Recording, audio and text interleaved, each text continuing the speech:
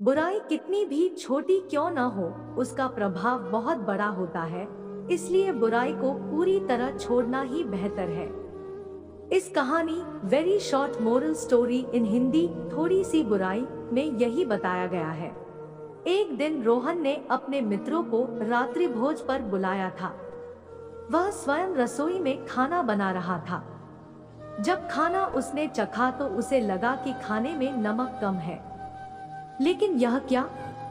रसोई घर में भी नमक नहीं था। उसने अपने बेटे से कहा कि जल्दी से थोड़ा नमक खरीद लाओ, लेकिन उसकी सही कीमत चुकाना, न ज्यादा न कम। बेटा बोला, पिताजी मुझे पता है कि किसी चीज का ज्यादा दाम नहीं चुकाना चाहिए, लेकिन अगर मैं मोलभाव करके कुछ पैसे बचा सकता हूँ तो उसमें क्या बुराई है। रोहन के मित्र पिता पुत्र की बातें सुन रहे थे। वे चकित थे कि कम कीमत पर नमक लाने पर गांव कैसे बर्बाद हो सकता है।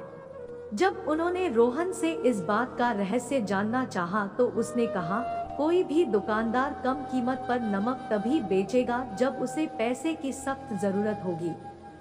ऐसे में उससे नमक वही खरीदेगा जो नमक को तैयार करने में लगे श्रम और श्रमिकों के संघर्ष से वाकिफ नहीं होगा। मित्र ने पूछा, लेकिन इससे गांव कैसे बर्बाद हो सकता है? रोहन बोला, तुम्हें शायद इसका पता न हो, लेकिन शुरुआत में संसार में बुराई बहुत कम थी। आने वाली पीढ़ियों के लोग उसमें अपनी थोड़ी थोड़ी बुराई मिलाते गए। उन्हें हमेशा यही लगता रहा कि आटे में नमक के बराबर बुराई से संसार का कुछ नहीं बिगड़ेगा। लेकिन देखो बुराई अब कितनी बड़ी हो चुकी है। जब इतना बड़ा संसार बिगड़ सकता है तो हमारा छोटा सा गांव क्यों नहीं। मोरल, बुराई कितनी भी छोटी हो, उसका प्रभाव बहुत बड़ा होता है। इसलिए बुराई को पूरी तरह छोड़ना ही बेहतर है।